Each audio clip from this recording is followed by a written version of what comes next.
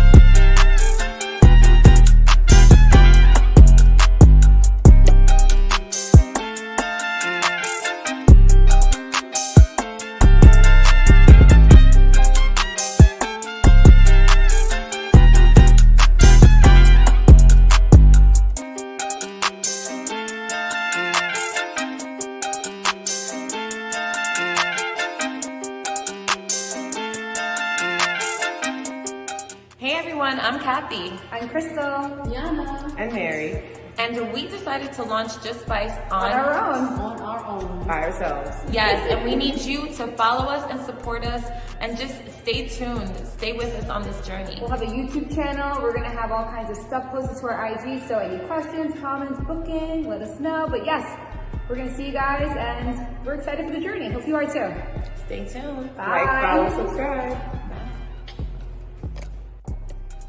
And don't forget, keep it spicy.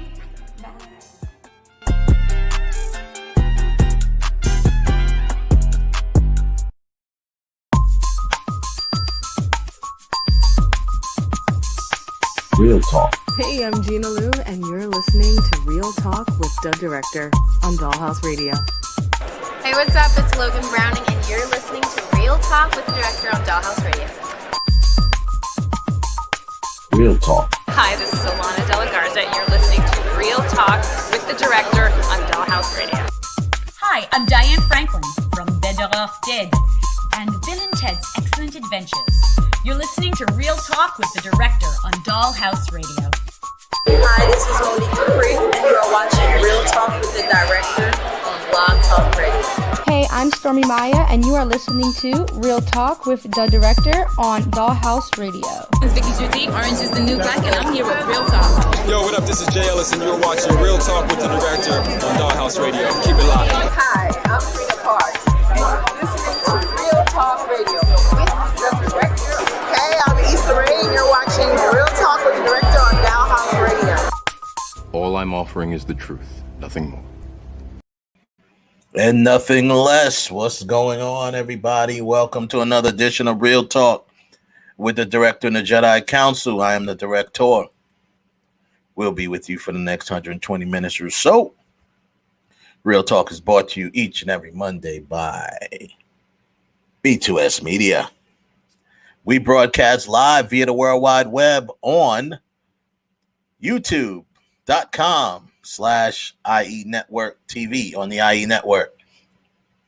Also on Facebook and Twitter via Periscope. You can also catch usually the day after, you can catch our podcasts, just the audio podcast. If you don't have time to watch the show, catch our podcasts. We're on Apple Music or Apple Podcasts, I should say. We're on Spotify and a couple other ones too. So we're all over right now. Check us out, listen to us, but don't forget to like, comment, and share. Most importantly, share with your friends.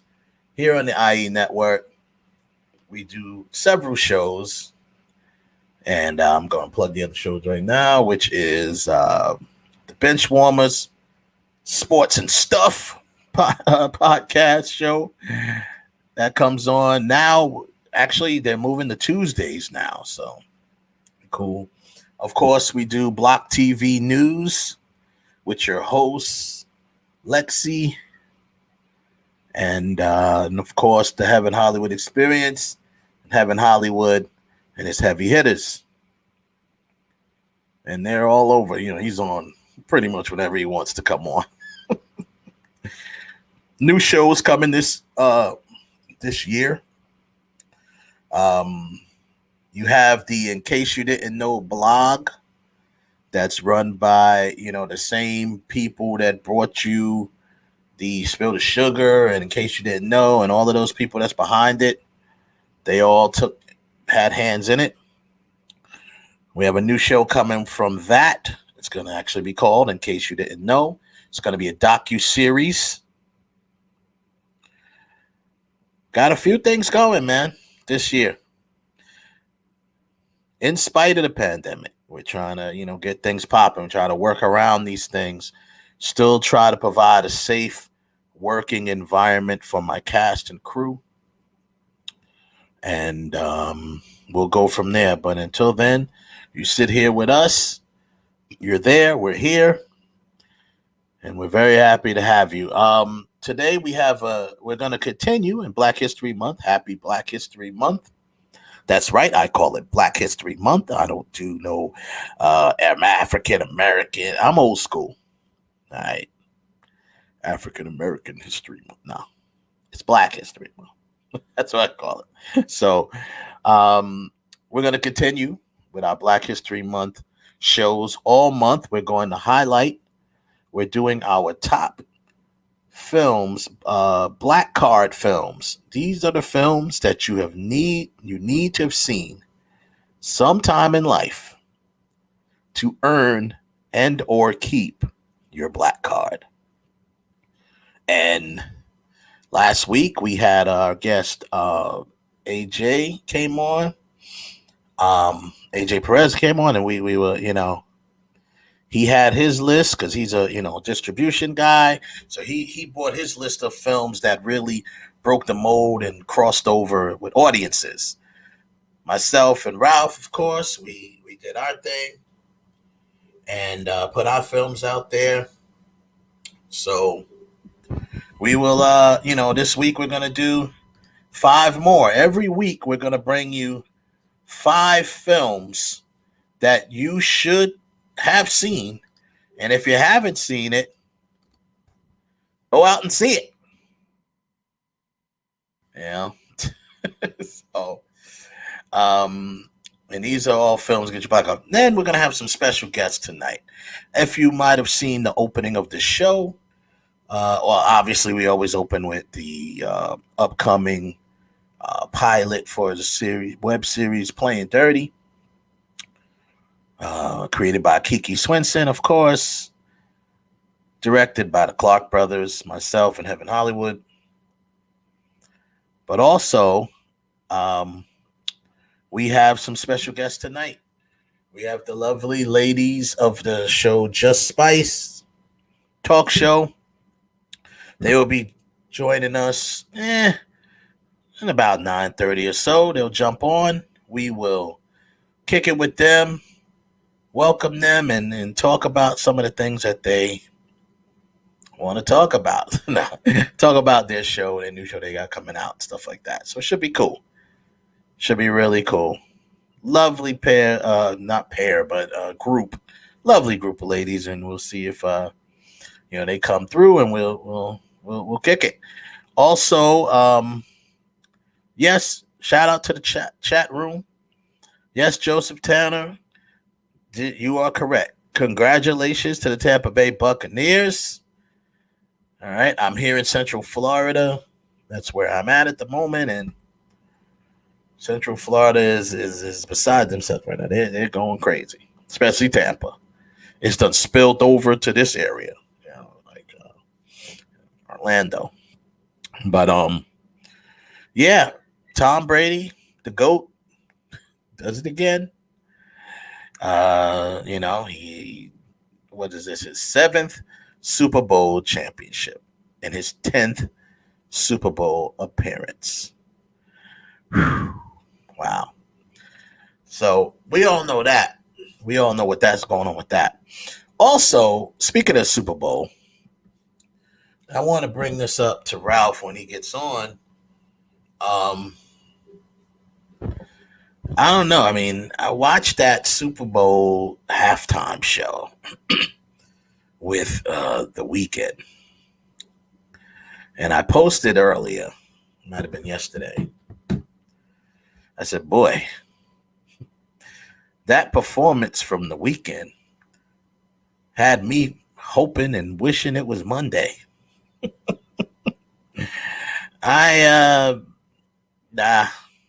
Wasn't it for me. The Weeknd performed at halftime, and he did his hits. I'm not gonna hate on the guy. He seems to be a pretty good artist. See, when people say that he's a great artist, see that this generation throws the word great around a little bit too much. Great, genius, these words get thrown around just a little too much in the last 10 years or so.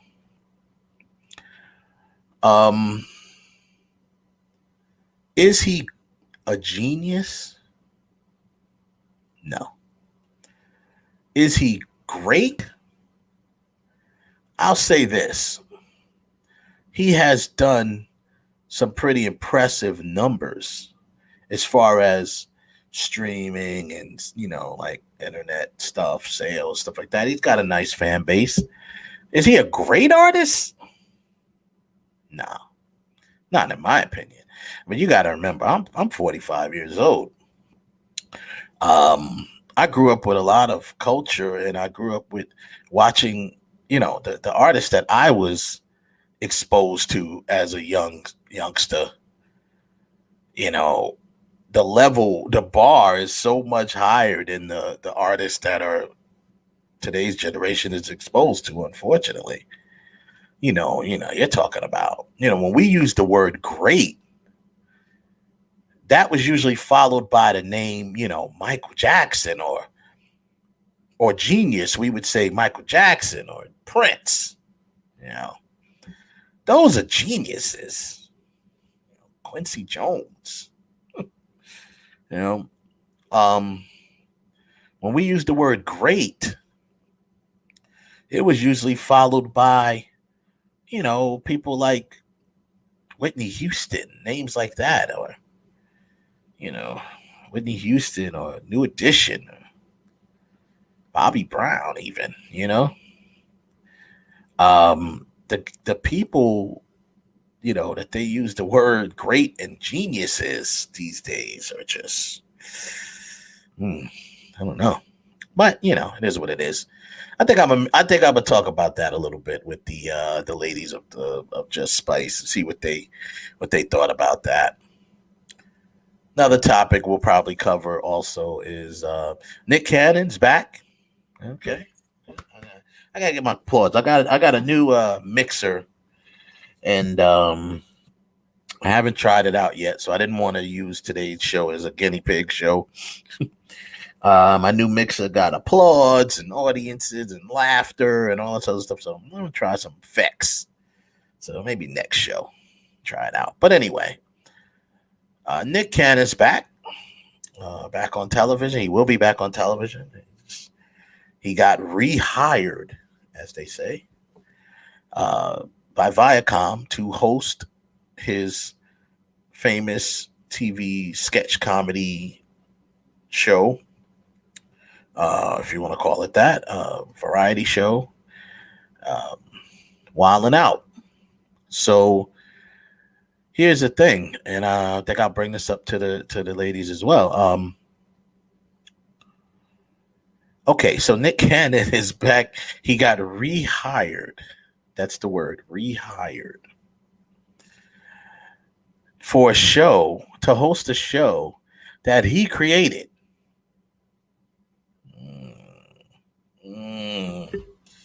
I don't know.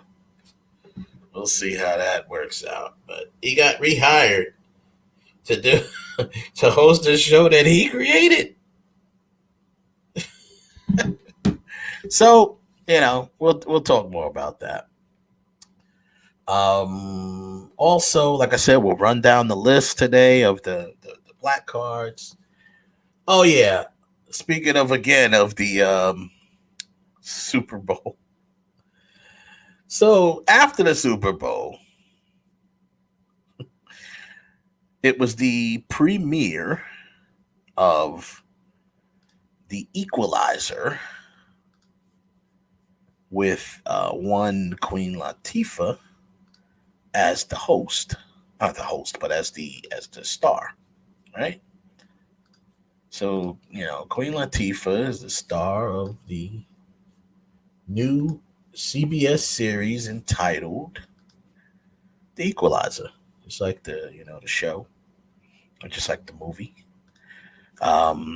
If most people may, or some people may not know, that originally The Equalizer was a television series in the 80s, right? Not a lot of fight choreography. Actually, this guy just blew you away. Like he was just he just used a gun. Then it switched. It went over to the movie with Denzel Washington. Yeah, they had two movies starring Denzel Washington, and those were awesome. Once again, those are the names when you start hearing stuff like great actor, genius actor, whatever you want to call it. Those are you start hearing names like Denzel Washington behind it. Not, I don't usually hear the name the Weeknd after the word genius. But anyway, let me get off of him. Pause.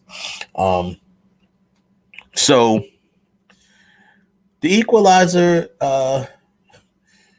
it premieres last night, and here's a picture of Queen Latifah in her, I don't know, this pose this is like right after some sort of explosion or something that happened on the show. So I watched the show. Okay, and I told everyone on my post that I will talk about this briefly. I did watch the show, and well, I mean, I can't. I'm trying to find a sugarcoat way to say this, but because I am a big fan of Queen Latifah. I've always been a fan of hers when she was an artist, a rap artist. Thought she was, one of the best female rappers. She became and got into the acting, and I thought that she really shaped herself up to be a good actor, a really good actor. She's had some really good roles where, she's had roles that she's done very well in, she's a boss, she goes and she's producing stuff and blah, blah, blah. Anywho, she is now the character who is the equalizer. Okay. CIX, CIA, stuff like that. But I'm gonna be honest with you. Like I said, I'm a big fan of Queen Latifah. That's number one. But she never, from the moment I saw this trailer, and now I've seen the show, she's not sold me on this character. Now, forewarn you, without giving you spoilers, I'm just gonna tell you, this character, do not go watch this show thinking, you're going to see what you saw in the Denzel Washington movie. It's not going to happen. So she is her own character. Obviously, she's not the female version of Denzel's character. She's her own character. And, I give Queen Latifah credit for, trying to take this on. It was a bold move, but I have to say, I feel that she is not selling me on the role for a lot of reasons. Now, I don't know how much of the stunts she did. I'm going to try to reach out to some of my stunt players that I know in the business and see if anyone worked on this show. Maybe like, David Chin or my boy Jamie Miller. Somebody's probably worked on this show that I know. Shout out to Jamie Miller and David Chin as well. Two different stunt performers and coordinators and actors. I promise you, I will be doing my stunt man or stunt person show, stunt player show, and I want to get y'all on there. I want to get a couple more on as well. Anyhow, I don't think Queen Latifah did much of the work in here. She doesn't seem, judging by the way the show was cut, I don't think she did, because it was like the scene where she walks in and she's trying to defend some girl and these guys. It was very typical, first of all. I mean, the writing has to get better. And a lot of times with these pilots, the writing is so-so. I mean, I said that with Power. Even though the writing with Power did get better as the seasons went on, but it never reached its peak, in my opinion. But this show, maybe the writing will get better, but some of the writing, just from that scene, typical scene, the girl goes in and she gets, cornered by a bunch of dudes and they're going to rape her. At least that's what they're trying to make apparent. You're going to rape her or do something bad to her, right? In comes Queen Latifah, who just happened to be in the area. Walks in like she owns the joint. Dude's like, how the hell you get in here? Blah, blah, blah. What are you doing? Blah, blah, blah. She says, let the girl go. Your typical stuff. He says, no. She says, I'm going to make you, whatever. I'm just kind of saying this. That's not exactly what they said verbatim, but this is typically what they say anyway. He says, she says, let her go. Let the girl go. He says, make me, or something like that. I'm just kind of making up the lines. And then she kind of scouts the room a little bit. And right here, I'm thinking, okay, we about to get some Denzel action from the movie, where he scans the room and everything slows down and he sets his timer on his watch and he kind of calculates what's going to happen. Okay, I'm going to hit this dude in the throat. I'm going to throw the coffee cup at this guy. I'm going to kick this guy in the head. All of this stuff he does, right, from the movie. So Queen Latifah looks around real quickly, and then she proceeds to do what I guess is fighting, and she disarms the guys and does whatever, and we're about to bring Ralph in. I see Ralph is in there. Bring him on. Ralph, what's up, brother? Hello, everybody. Sorry about that. I was having a small little computer problem, but it's all good. Yeah, you know, it's all good, bro. I was just finishing up my thought on this Equalizer premiere. So they get into the fight, and Queen Latifah basically does her Equalizer thing and disarm these guys. But here's why. This is why I say I don't think she did a lot of the work. Number one, she doesn't seem to be in tip-top shape, to be honest with you. And don't nobody come in for me talking about body shaming or anything like that, because you you get a full shot of me, you will know I won't be body shaming nobody. But the bottom line is this: I don't think she came into this in full tip-top shape that she should be in, and I tell you why. Judging by the way the cuts were in that fight sequence, and if this is what we're going to get the rest of the show, I mean, it was literally like if you blinked, you missed everything. You missed that whole entire fight scene because it was cut. She has the gun. That's pretty much what it was. And it was supposed, like if you remember from the Denzel, and I hate to keep comparing this to the Denzel Washington movie because she's not the same character, but what I'm saying is what they did so right in the Denzel Washington movie, they literally slowed down time to show you some of the devastating, moves that this guy was, how good he was, right? And she basically took out, it was like 5 or 6 guys in that room that she took out. And I think all of them had guns, you know what I mean? So she took the gun from the one dude, shot this guy, shot the next guy, pop, just did a couple things she did, but it happened so fast. And it's okay if it happens fast if you can still see what's happening. It happens fast with the Bourne Identity, but you still got a chance to see what he did. Like what she did was, they very cleverly covered up things. She was standing behind things. All that tells me is the stunt performer did pretty much that whole sequence, and she did none, except when it was time to hold the gun. And then she delivers this cornball line because this guy says, "Lady, you must be crazy coming in here." Typical line. "This is my world." Here we go. She does her little boop, bop, boop, boop, boom, bam, boom, Batman, pow, boom, right? And then she gets the gun from him and says, "Now it's my world." I'm like, oh God. I'm like, I need some nachos for this cheese. Jesus Christ. But so, I don't know. It was kind of painful, to be honest with you.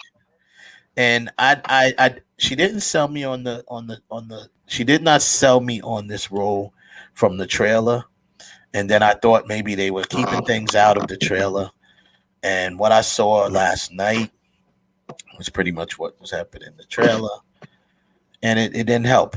It didn't help for me. So yeah, I'm not, if it gets better, I won't be there to find out because I'm not going to be watching this show. But judge for yourself. I always tell people, because I don't listen to critics, judge for yourself. Don't listen to me. Judge for yourself. Go see. I'm just telling you from my eyes. I'm going to break it down and analyze it from all aspects. I'm going to analyze it from a fan aspect. I'm going to analyze it from a professional aspect. And professionally, I mean, of course, it looks professional. It's on CBS, right? And, but the stunt, the fight scene should have been and could have been way better, And you see her running. She looks out of shape. You know what I'm saying? Like, and when she's like running, and I mean, it is what it is. And I see some of the behind the scenes, and someone point out, shout out to Jen Garcia. Remember, we had her on from On the Block with Jen. We had her on one of these shows we had, last year. And she made a good point. She said, she put up a side by side picture of Queen Latifah standing there on the set of The Equalizer, like a outtake or whatever, and then she put up the up right next to it. She put up a picture of Regina King with from Watchmen, and she said, "It's no excuse, man. Get in shape. If you're gonna do a show like this, get in shape. Do what you gotta do, and do your thing." And I have to agree with her on that. And it doesn't matter. It does. Queen Latifah is, she's built a certain way. We already know that she's tall. She's got that tall, big build. But that doesn't mean when she say get in shape, she doesn't mean you have to lose a ton of weight. What she means is be in shape for this show. You got to do a lot of running. You got to do a lot of fighting and fight choreography. If you did it, but like I said, judging by the way those cuts were, she didn't do none of that stuff. And let's be honest with you, I'm telling you this from a professional standpoint as a filmmaker, okay? A fight scene in a film is only going to be as good as how much your actor is willing to work in that fight scene, how much they're willing to do, how much they're willing to work, period. So the reason why Matrix looks so good, of course you got Wu Ping and all of them, they're the best. But the reason why it looks so good is because Keanu Reeves did the work. The reason why Tom Cruise or all his films with action look so good is because he does the work. Now, I'm not saying be Tom Cruise. Don't be crazy. Tom Cruise is crazy. And he does what he does. But I'm saying, judging by the quick cuts that they did, it was like, I'm like, what are we watching? The Equalizer or Cloverfield? Like, it was like, and then she got the gun. And I'm like, what the hell just happened? I did see that piece, and I thought the show was okay. It's an improvement. But as far as what you're saying now, the fight sequence, I'm in total agreement. Yes, you do need to be in shape. You don't have to be Stallone. You ain't got to be Schwarzenegger. Nope. But you got to be, I don't know, Jolie. You got at least be in shape enough so you can give an accurate appearance that you are legitimately this person. Angelina Jolie. Did you see did you just see the stunts? How much of the stunts that Regina King did for Watchmen? Yeah, fight sequences, right? And this is what I'm trying to say. This is why I tell you that Queen, she didn't sell me on this role, man. And like I said, you don't have to do nothing crazy. I mean, you can't, but the fight choreography has to be a certain way, right? But what they did with the Equalizer, Denzel Washington ain't no spring chicken himself. But what he does, and when he does the stunts, and what did they do? They slowed down the sequences, right? So you kind of saw him do these things. And then with the editing, they slowed it down and then they speed it up. So it makes it look, a little more awesome, right? This sequence was like, boom, pop, boom, pow, Batman, boom. And then it's like, oh, I got the gun. And I'm just like, what happened? Anyway, I just wanted to say that we have our guests backstage, and we're gonna bring them on in a second. And like I said, we'll after we have them on, we will continue our list of black card movies that you need to have seen. And if you haven't seen them, you better go out and see them. Get your black card. Keep your black card. So it's like, as was that, and we'll go into that, man. So it's a cool list today. But before that, if you watch the top of the show, I played the trailer from their new show and talk show, Just Spyce. And joining me right now, all four of the lovely ladies of Just Spyce. We have Mary. We have Miana. We have Crystal. We have Catherine. Hey, how are Hi. you? Hello, ladies. Welcome. Thank you so much for joining us. Thank you for I having us. appreciate you. We appreciate you having us. Obviously, I am the director. That's one of my Jedi Council, Ralph, right there. We're missing one today, and but it's all good. We're gonna get it popping. First off, how are you ladies doing? Amazing. Great. Yeah, that's what's up. Yeah, that's what's up. I said I was going to bring up a couple of things, because as I was talking at the top of the show, I'll rewind this real quick and say, okay, about that snooze fest at halftime by the tree. What was your take? What was your take on that? And just, I mean, if you liked it, you liked it. I'm not judging. I'm just saying. I personally thought it was, not good. It wasn't good. I mean, he's a good artist. Don't get me wrong. Is he? He's a good. I said good. He's no Bruno Mars. I know. Yeah, he's a good artist. He's not a great artist. He's no Bruno Mars. No, he's no Bruno Mars. Which one of you posted that thing? That was hilarious. It was a little comparison. It's like it was Mary. What you ordered. It was Mary. She's like, what you ordered from Amazon and what you got. It was like a picture of Bruno Mars, and then you get a picture of the Weeknd, right? But the Weeknd is like he's like somewhere in between. Like I don't know. Like I said, he's not original to me. He's the dream with a little better voice, but not as talented. That's the way I look at it. Wow. Michael Jackson swag wannabe. That's almost every artist is a Michael Jackson wannabe, but he's like Michael Jackson never gonna be. But anyway, For real. He's Lionel. He's Lionel Richie. It was a horrible performance. I felt like it was really ambitious of them to trust him to carry that alone. Like, even Beyonce had to share her shine with Bruno Mars and Coldplay. Exactly. It was. It was. That's a great point, Mary. I thought it was. I thought. And he said that he wasn't going to bring nobody out. I'm like, you could have at least brought out. He did that song with Scissor and he could have, right? And like them songs that he did for like the Game of Thrones show. And I'm just like, what's going on? Like, you could have brought Drake out or somebody, like something.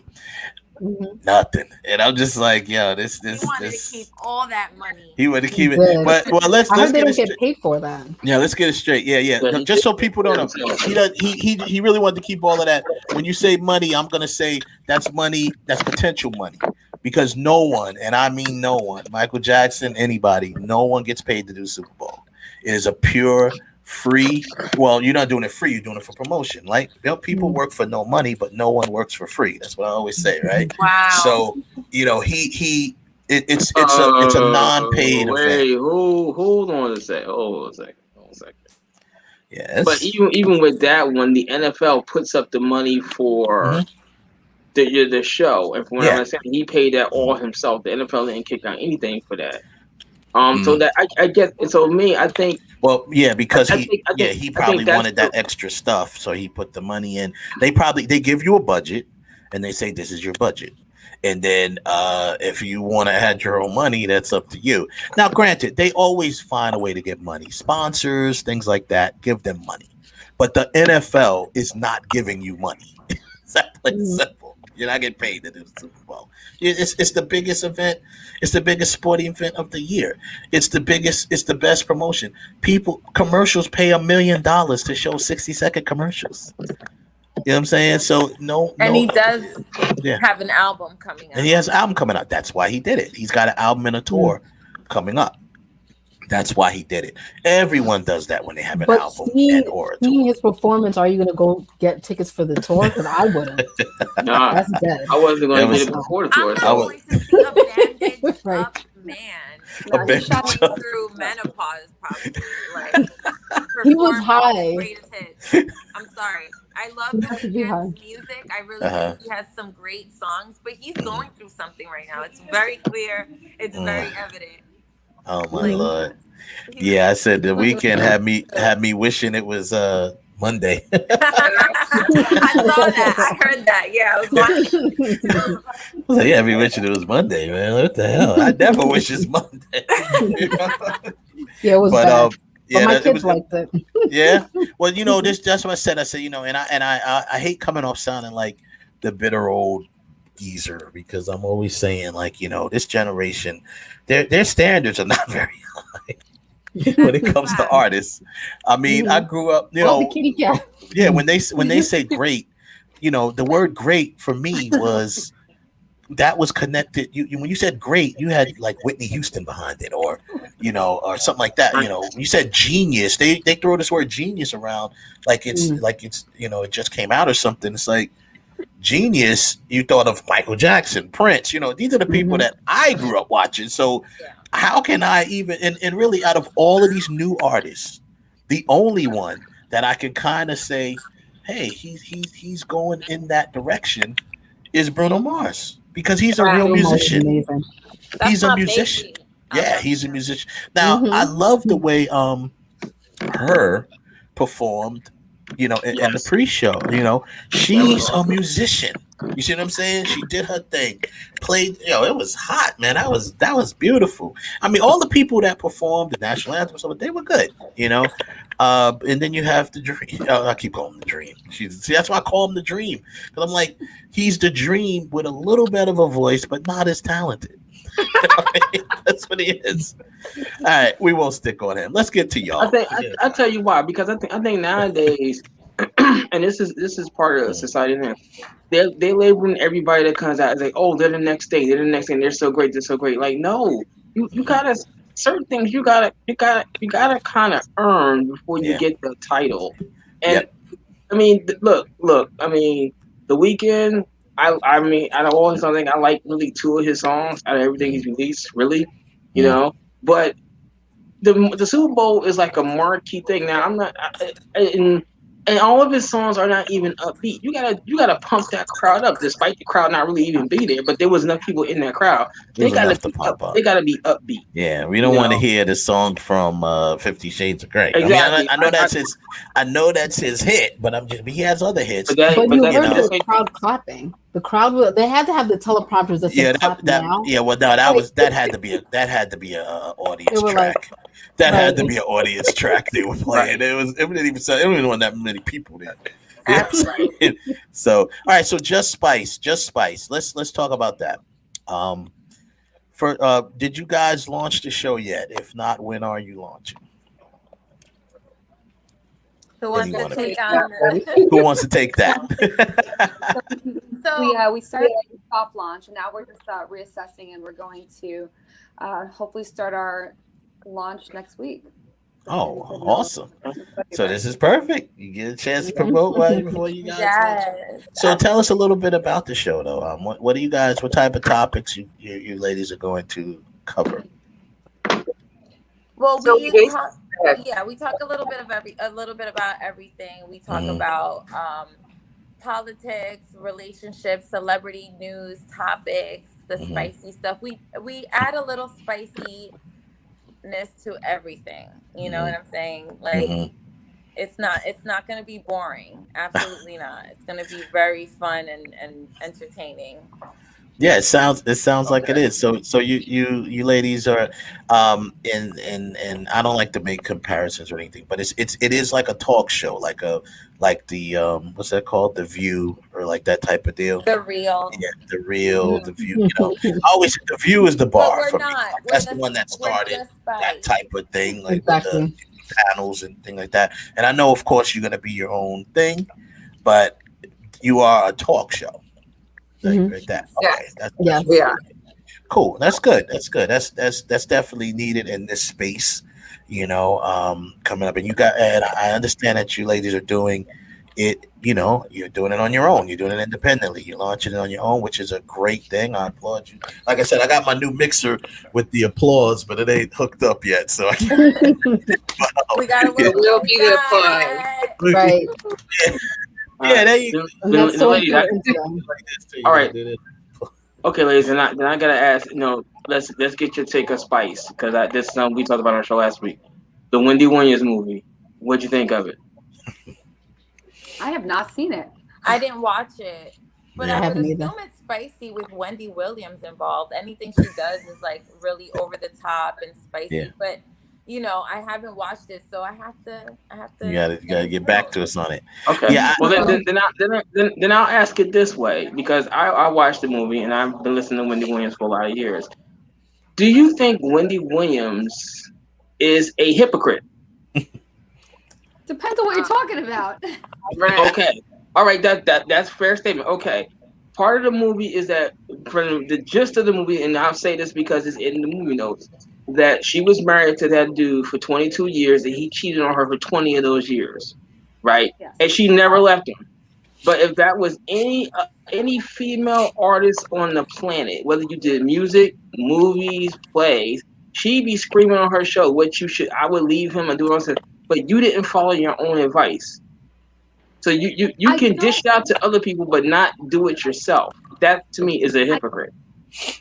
I agree with you. I think, but that's going as far as to say that there's psychiatrists who don't take their own advice. I think that there's always a dynamic between relationships that nobody can ever really understand unless you're in them. And I think that her expertise and her advice always comes from kind of the reaction that the provider, whoever's giving the information, comes to the show with. If you're coming to the show, like, you're going to come with a backstory, you're going to come with an energy like, I'm really hurt by this.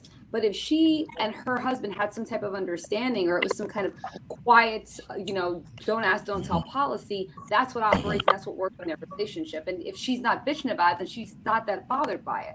But when people come to her in their body, she's trying to. She's meeting their energy with the response that they need. It's also easier said than done. Like, how many times have you not been in a situation where you tell your friend, "Don't do that, don't do this," and then you're put in that situation. You don't know what you're gonna do until you're in that situation. So it's like, you can tell someone, don't stay with him, he's cheating on you. But until you're in that situation, you don't know what you're gonna do, because she might have really loved that man. You know what I mean? Like, at the end of the day. Yeah. Okay. So let's just talk, like, she's a human being. Like, aside from being Wendy Williams, the talk show host, she's a human. And she has feelings and emotions. So yeah, as a talk show host, she's gonna tell the people that she's interviewing, you shouldn't be with him. But at the end of the day, when she goes home, just like everyone else and all of us here, we have our own shit that we have to deal with. So I commend her for going public with that. That's something that's very difficult to deal with. And let's be real, right? Like, most people don't take their own advice. Exactly. Well, I read somewhere, not even someone told me, or I might have read it somewhere, where she literally, all right, so that dude that she's married to or whatever, all this time, he's kind of like a thug, right? Like, he's like kind of like a bully, right? And I read somewhere that one of the reasons why she kind of stayed with him, or possibly, is because he was really kind of like a protector of hers too, because she had a lot of people coming for her neck. I mean, she literally was getting death threats from different people. She was, and he was, he was like her protector, kind of like, he's like, he'd ready to set it off at any moment's notice. So it's almost like, of course it could be a number of reasons why, and I can see, and I agree with the ladies, and I can also see what you're talking about, Ralph, as far as you call it. It's easy to say that. I'm sure she's had her reasons or what have you. I personally didn't watch it because I just wasn't interested in watching it. Wendy Williams, I won't say I grew up listening to her, but I listened to her from back in New York, and I've seen I went through other stuff, and then they didn't, as far as I know, and Ralph, you could correct me on it, they didn't go into the Method Man thing, did they? No. Well, can I just say, I'm from Staten Island, and I didn't appreciate it. What? She clapped back, and I was actually proud of her. Yeah. Wait, say that again. You went out for say that one more time. Oh, sorry. I said I'm from Staten Island, Right. and I definitely did not appreciate her trying to air out Method Man. And I was proud Method Man's wife actually went public and was like, "No, honey, you need to stop coming for my husband." Well, here's the thing. Here's the thing about that. So now, it's weird that she brought that up because if it wasn't in the film, because she was doing promo for the film, and then she brings that up. So I was, she said that her and Method Man had a one night stand, and it was at the party. Party got shot up. She said, "Come back. You want to come back to the crib." He went back. They had the one night stand. It is what it is. Ooh. Now I can see that. it's possible. Right? I mean, of course, it's possible. I mean, and then here's the deal. This is why the reason why I could believe it is, from what we've seen, Wendy Williams is not really known for lying. She's actually known for being quite honest, very truthful, person. When it comes to her stuff, the business. Also, it was not known that Method Man's wife had cancer, and Wendy Williams was the one who leaked that out. And so, if no one else knew, how did she find out? Wow. Because us brothers, when we get a little, little pillow talk, we start letting it out. So maybe that was a pillow talk situation or whatever. But either way, she knew and nobody else did. So, but yeah, I hear you. Shaolin represent. That's what's up. Ladies, I do respect your opinion, but just to me, and like what Catherine said, you don't know what you were doing if you're in a situation. But from what she's putting it out there, is that she was in that situation. She was in the situation while she telling other people to do it, and she didn't do anything about it. Now maybe it was you scared her, you wanted to stay with them.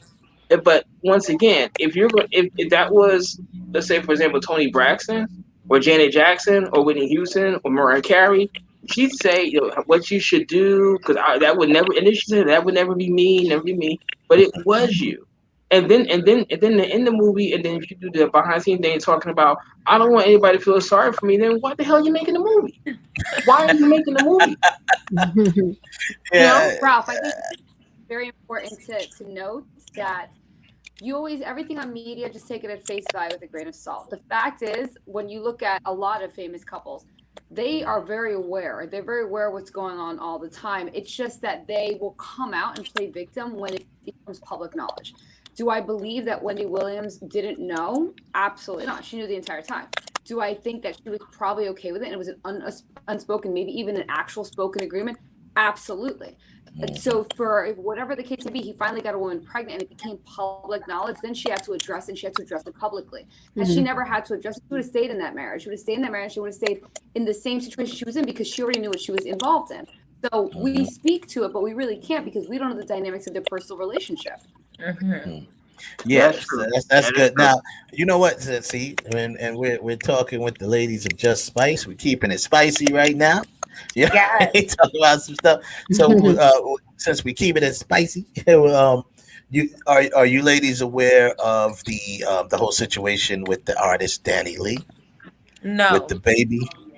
What happened? Okay, so the artist Danny Lee, she was dating apparently the baby, the artist the baby, right? And then she did a song that she released called Yellow Bone, right? Oh, I heard about that. And so the song Yellow Bone apparently goes something like he likes that yellow bone, whatever, right? Whatever the hell she says. So she got dragged or drugged or dragged, whatever, on Twitter or on social media period, because they were saying it was colorism and this, that, and the other. And she really was just kind of doing it to be petty because his baby mama is like a brown skin woman, and she is obviously a yellow bone, right? So she's like, this is what he likes.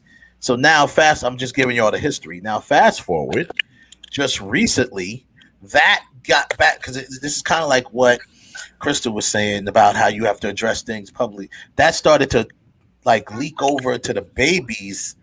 I think it started affecting him now, and then all of a sudden now they broke up. So now she went through. She basically put her career. Not she didn't put her career on the line, but they were trying to do the whole cancel thing, right? They was trying to cancel her. Oh, she's this colorism.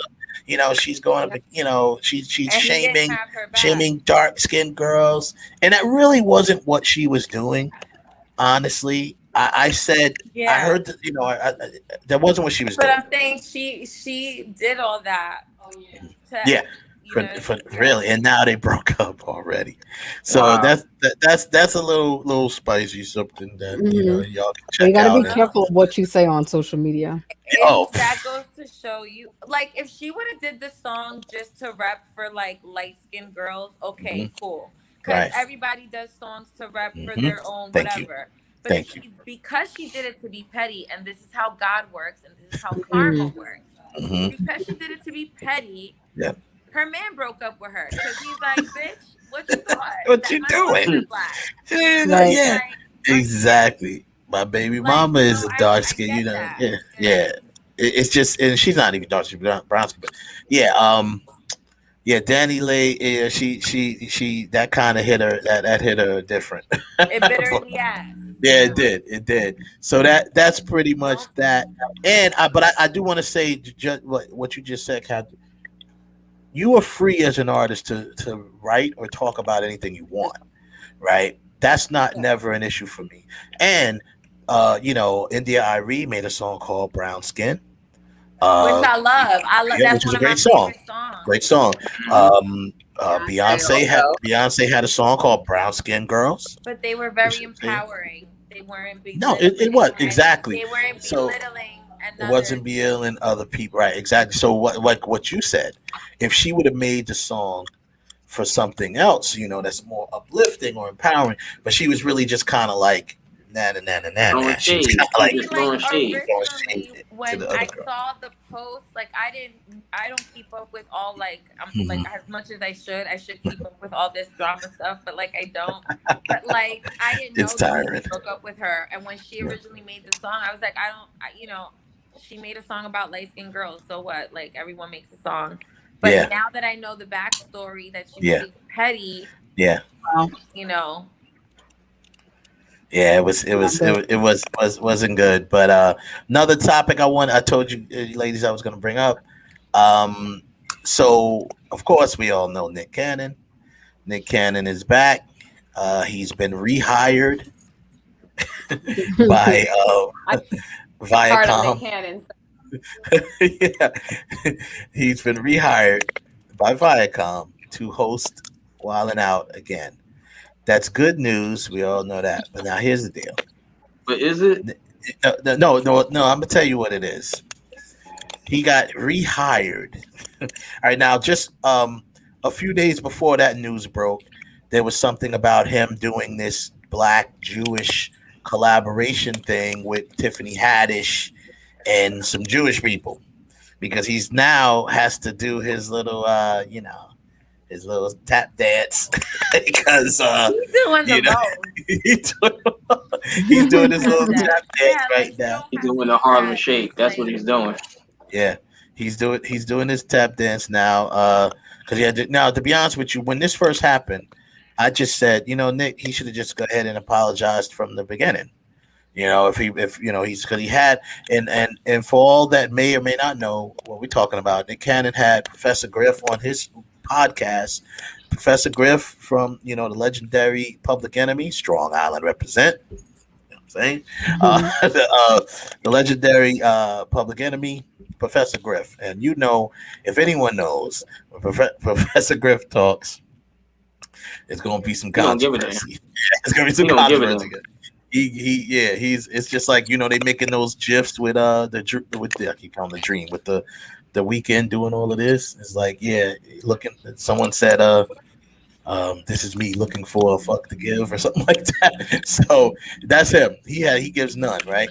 So they start talking about the Jews and Hebrews, and Nick Cannon makes a statement saying that black people are the original Hebrews, right? And he just does this, but he gets lambasted by the Jewish community, and Jews run the industry. You know what I mean? And they definitely run Viacom, which happens to be the company that he works for. And they fired him from Wildin' Out. Now, the only reason why this is weird to me is because Nick Cannon started Wildin' Out with his own money, yet he doesn't own Wildin' Out, which is mind-boggling to me. I said, wait, how do you fire someone? How do you get fired from something you own? Turns out he never owned it, or he may have owned it at one point, and they got it from under him. He even admitted something about, I trusted the wrong people, and I'm like, bruh. That's a big show. You know who really owned that thing, and Nick Cannon had to say so. Mariah Carey probably owned it. She probably put the money up. I can't with you, Ralph. I'm sorry. Mariah Carey. She don't own it. Viacom owned it. Mariah now maybe Carey he started it. Maybe when he said he started with his own money. But Ralph, I'm gonna tell you this though. Let's not get it twisted. Nick Cannon had bread. Mm-hmm. And he had Nickelodeon bread. He had that Nickelodeon bread, bro. I grant that Nick Cannon did have Nickelodeon bread, but Mariah Carey got the name. No, she had the name. Of course, I'm sure that always helps. Yeah, she had that good punani too. You're sitting there. No, but I heard about him. His eggplant's supposed to be big. So if you're sitting there, Viacom probably wants to get in good with Nick Cannon to get in good with Mariah Carey. Not Nick Cannon, and probably when he got divorced, he probably had to give that up to give Mariah. I'm sure he gave Mariah Carey something in the divorce for the kids, and he probably gave up all rights to that thing. But I mean, if he gave it to her, I'm be honest. If Mariah Carey's like me, she don't even care about the money for the kids. She's just like, just come see them when you see them. You know what I'm saying? Yeah. No, I'm sure that's probably having gone through a divorce. I definitely think that what had happened was he actually did own it. He bought it. He did it all himself because I do believe that he was financially stable. But of course, the first thing a lawyer is going to tell you, and this comes into trusting the wrong people. Move your stock, sell your ownership of Wilding Out to Viacom. We will hold it for you until your divorce is finalized. That it's not up to be divided. She can't take rights of it. We don't know again what was going on in their relationship. And basically, they took it right from under him, and they probably never gave it back. That's what I think he meant. Wow, great point. For the win. That's what happened. Great point. Great point. That's probably what happened. That's probably what happened. No, I agree. That's probably what happened because he definitely started the show, and now the Viacom owns it. So now they're bringing him back after this whole thing. He goes through this whole public humiliation, getting fired, and then now they're bringing him back and as the host. And I guarantee you, he doesn't have, my question to you, ladies, is this. I mentioned this when he first got fired from it. Nick Cannon built a very good brand with the Wildin' Out. Right? Do you think he should have went somewhere like a YouTube or Facebook or Netflix or somewhere and just started his own show, even if it wasn't called Wildin' Out? He could have still called it something else. He had an audience, a fan base, but that was my opinion. What is your opinion on that? Do you think he should have done that? You don't know how long the termination process was. If he gets terminated because he did own the shares and he gave them up to Viacom, which is what I really believe happens, that comes with a clause. He might have a non-complete non-disclosure form, which means that he won't be able to create anything with that type of content for that type of vibe. Yeah. I'm thinking it's legal. Yeah, that makes sense. Go ahead, Mary. I think that aside, that's a really good point, Crystal. There probably were some issues of legality around that.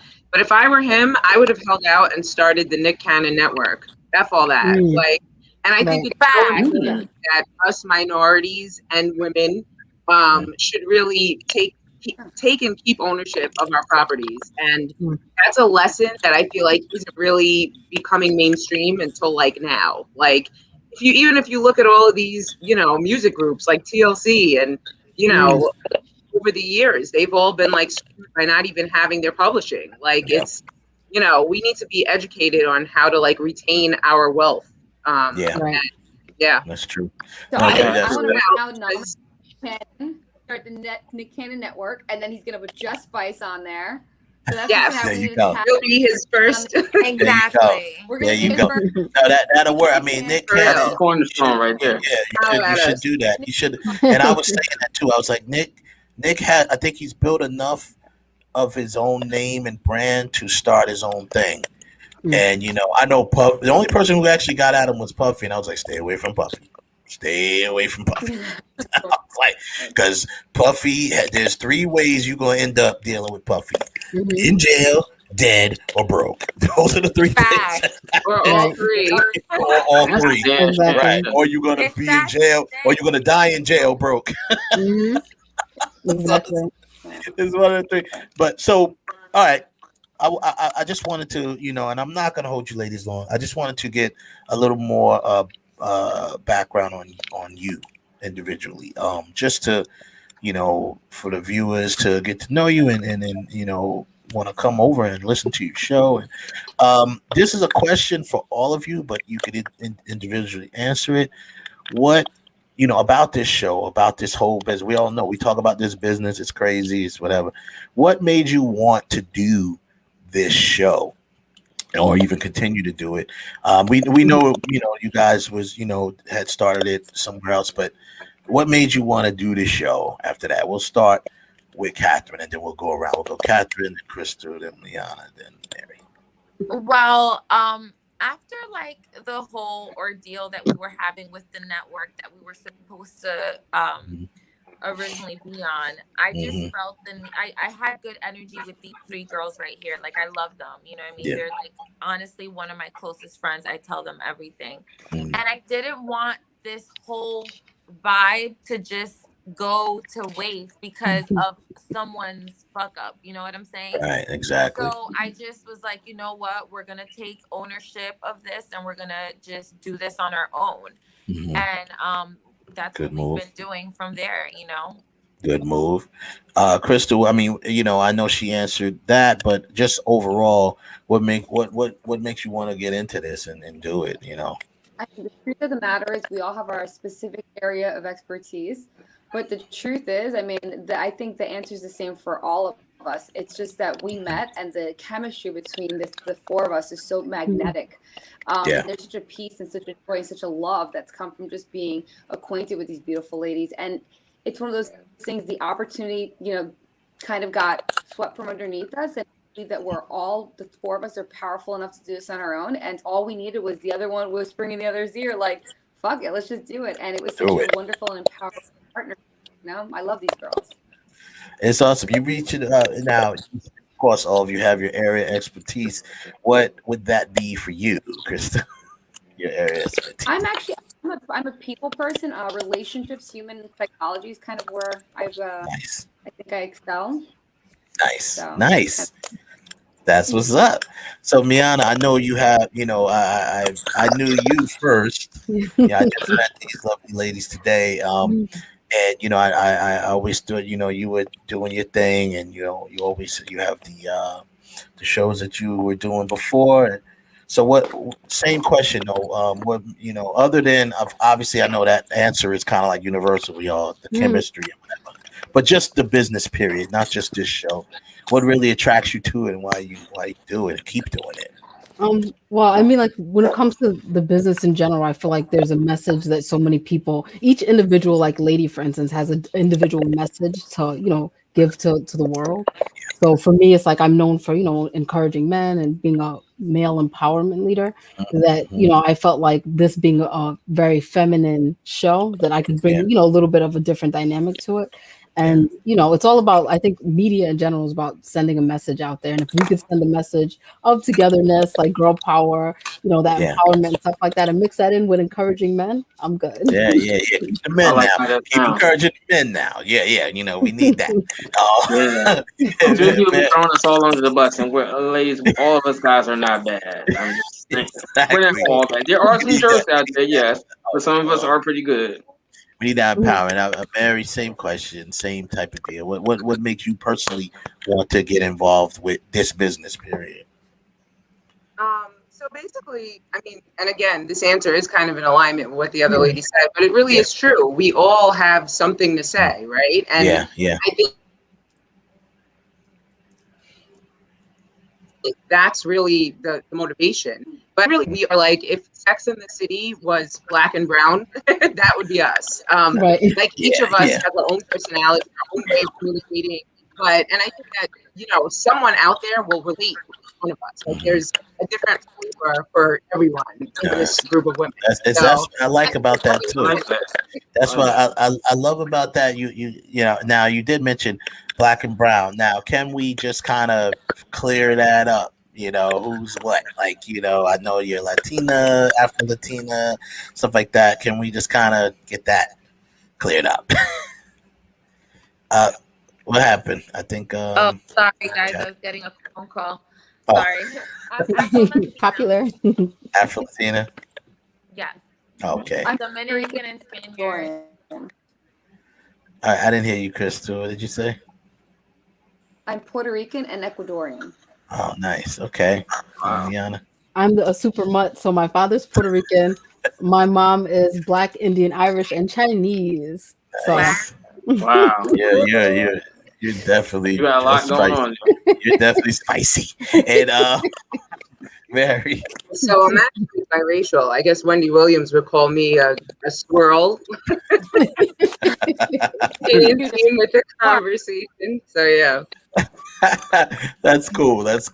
Now I know, Catherine. I know you're an actress as well. Yes.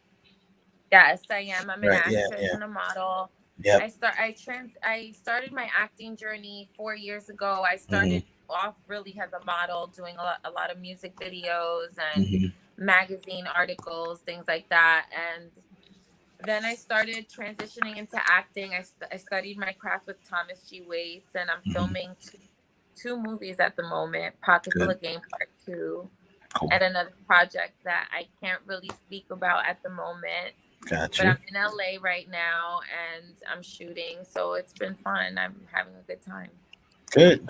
Yeah. I'm Probably take a COVID test out there. You know what? Yes. Oh my God, you have no idea. Yeah. But I know I just did a COVID compliance officer workshop because, you know, obviously my name is the director, right? So I'm a filmmaker, and you know, just keeping the set is just so much to keep track of, man, to keep the set safe, and everybody got to do it. Anyone else into acting, doing some acting, want to do some acting? Anybody? I used to do it when I was younger. I used to act. Yeah, y'all like I used to act. Well, y'all don't like acting? You used to act. It's hard work. It is. Yes, it is. It is. Oh, so fun. So fun. Like, I'm just starting, and like I'm not giving up. I never want to give up on anything that I'm doing. I like to think of myself as like a serial artist. Like I like to tap into everything.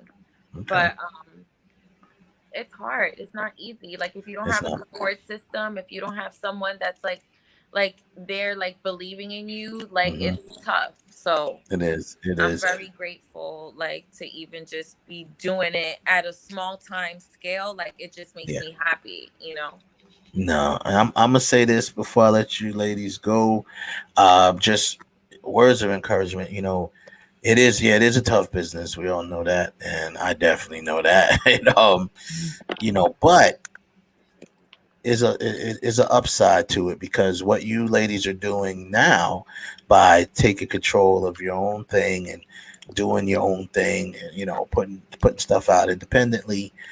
It's now the independent artist has a bigger voice now because of the internet. Yeah. Because of the internet, because of streaming.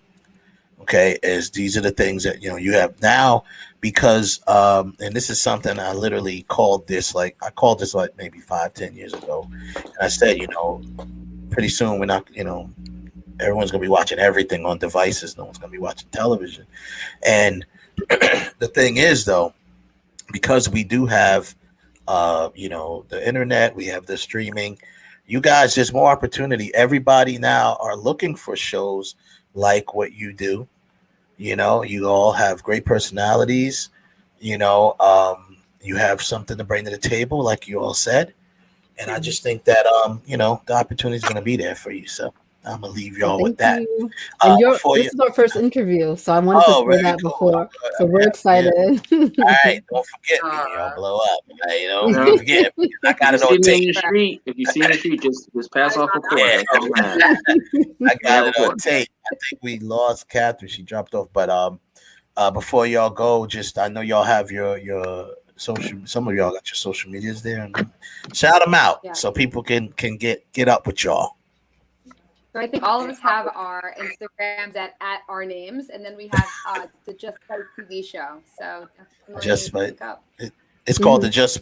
Now on Instagram, it's called Just Spyce. What talk show? Is that what it's called? My TV I think show. TV show. Okay. I think Cool. it's TV show. Oh, yeah. And you're gonna be on YouTube. You make sure y'all. I have your link, but y'all make sure you let me know when you launch. I will definitely continue to promote you ladies on that. Oh, I think she's back. Did she come back? My Wi-Fi. My Wi-Fi is so bad over here, and I got it connected, but I'm so sorry. No. It's okay. It's okay. It's all right. I was just in the middle of giving y'all some props. I appreciate you. I really appreciate you even having us on your show. No, it's all good, man. It's this. I love what y'all attempted to do. Y'all get it done, and the best. I wish y'all the best. Definitely come back and check us out, man. After y'all do a few shows, you know what I mean? Yes, we will. Maybe we should have us. Exactly. We would like to come and see our show. That's true. Your show. There you go. All right. That would be awesome. All right. It would, because we always got a lot of stuff to talk about. A lot of stuff. Yeah. Awesome. Thank you again. Thank you. All right, good luck, ladies. Thank you so much. Bye. Take care. Keep it spicy. Keep it spicy. 2-piece spicy biscuit. That's what's up. Yeah, man. So cool, man. They're very lovely ladies. Yes, they are. Thing, and I that's what's up, man. I wish them all the best. This stuff is, like I said, these shows, a lot of people are doing them in the independent, but I think if they come at it a certain way, especially like I said, the one I did know is Miana. Mm-hmm. And she does a show that's called Confirmation for Kings, and our kings today. So that she refers to men as kings, especially black men.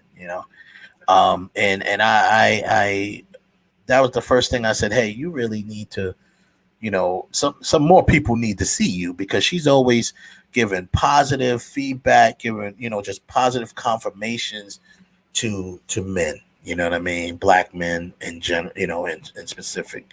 But I'm loving it. You know what I mean? I think that's a good thing. That's something that we need. You know what I mean? We need to see that. Most definitely. What we hear about is how much dogs we are. And there are some. There's a lot of them out there. Yeah, there are. That needs to be talked about too. But it's talked about too much. Right. It's talked about too much. Let's talk about some good stuff. You know what I mean?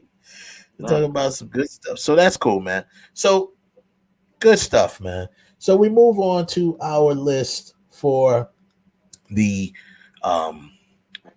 the black card list. We're only doing 5 each. We do that each week for this month. Get it done, right? So we'll go into that and we'll get it popping. Let's see, Ralph. I think I had you set up here, Ralph. Let me just get you going real quick, and that'll be that. That was cool though, man. I like having guests on the show, man. All right, yeah, I think I'm ready to go. All right, cool, Ralph. So you start us off. Go ahead with your 5. All right. My first movie this week for something that you should have seen, the Earn Your Black Card, and I did create a black card. Everybody, it is out there. It is real. Yeah. If you want one, you gotta at least see at least 80. I said 75% of these films that we're going to discuss over the course of this Black History Month. My first film is a 1988 classic, Coming to America, with Eddie Murphy. Right. Eddie Murphy had already been around a while making his comedy, but this one put him more from comedian guy to Billy D. Williams / Sidney Poitier mainstream ladies' man role. The whole story of him coming to America to find his bride. I mean, I think a lot of women would find that romantic, that some guy would go through all this trouble to really get with the right person. And and from his side, that he wanted someone that was going to judge him on who he was and want to love him on who he was, not because of how much money he had, because he was a prince. The idea of him coming to Queens, New York, was the comic angle, but this pushed him more where people really. I think this movie more than Beverly Hills Cop was the movie that people really started to take Eddie Murphy seriously. Yeah, because he, even though he was doing it to do jokes, he wasn't trying to really be funny. He was trying to be a straight up ladies' man role. Yeah, you know. I mean, you could say that his role a full-fledged story, but it was funny. It was funny. To do funny stuff, and just the things that he did in it was funny, playing different characters and stuff like that. That alone made it hilariously funny. And let's not forget to point that out. That was one, of course. I mean, that has been done before by other comedians, not many, but by other comedians, not on the scale that he did. Right, because they might have did two roles, but Eddie Murphy is really, he's playing what four different people in the movie. Yeah. He's playing Hakeem. He's playing the old man, the two old men in the barbershop, one white, one guy. He's playing sexual chalk. He's doing the role, and I think that started setting him up for other stages, like in The Professor, like Vampire in Brooklyn, where he could put on the latex and do all these different roles. Many people have said Eddie Murphy deserved an Oscar, not Oscar for Dreamgirls, and me, I think that if anything, the roles were really Eddie Murphy deserved an Oscar more for the Nutty Professor than anything. Yeah, but all of the work that he did. Just all the work that he did was crazy. I mean, he's basically in, whether he's playing him Clump or Buddy, whatever. He's basically like about 95% of that movie. Yeah, which for most mainstream actors, that's unheard of. You're in that much of the movie. That's very hard. Yeah, there's people that's won Oscars for way less time. So what's your number two? All right, my number two pick is from 1991, and that's New Jack City. Yeah. Right. The real emergence of Wesley Snipes as an actor. We had seen gangster movies for a long time. We had never seen one not only where the gangster himself is black, has a black crew, the people pursuing him are black, but it also incorporated the New Jack Swing era into the pulse of the soundtrack. You had Levert in the movie. Christopher Williams plays one of his gang members. I mean, and Ice-T, who made the songs "Cop Killer." He's the cop. This is way before This is way before Law and Order. Yeah, shout out to my boy Freeze, Elliot Strait, aka Dr. Freeze, who actually wrote and produced the song "I Want to Sex You Up," which was one of the biggest songs on that soundtrack. Yeah, biggest hit on that soundtrack. Shout out to my man Freeze. We're gonna be, getting him on sooner than later. I'm probably gonna get him on for like a Michael Jackson show or something like that because he did some stuff with Michael. But anyway, go ahead. Yeah. Wow. Really? Oh yeah. But that was my, and certainly, as I said, it really people really looked at Wesley Snipes because, I mean, he was already around doing, Major League and stuff, but this one you really started to take him seriously, because he was just out and out vicious in the movie, and he just looked like, yo, if I saw you in a club, I don't even want to talk to you because you just staring at me through the Kango and sunglasses. Like, if you say the wrong word, if you say hi, I'm just gonna whip your ass. And a lot of things. Mario Van Peebles directed it, and he was in it. He didn't star in it, but he was one of the people in it. But he acted in it. You had Judd Nelson. That was a nice little callback with Judd Nelson because he hadn't done nothing in a while before this came back out. Before this came out. Of course, we know Judd Nelson from all of the films he was in with the John Hughes films and stuff like that. This was a completely different role for him. Came back out, and that was good to see him. Chris Rock was in the film. Yeah, Chris Rock. This film helped launch people. Alan Payne. This film helped. If it didn't launch, it catapulted people. Yeah. You know what I mean? So that was, so this is a very important film, and just the era that they were talking about, the crack era. Crack era. You know, when it first started, really. And yeah, the Carter, man. The Carter. The Carter. And you know, so he had some great lines. Your $5 ass down before I make change. Right. Sit your $5 ass down before I make change. That's one of the biggest bitch out lines in history of cinema. Yep. All right, what's yes, your it next? is. All right, my third pick for she is also from 1991. That's Boys in the Hood. Yep.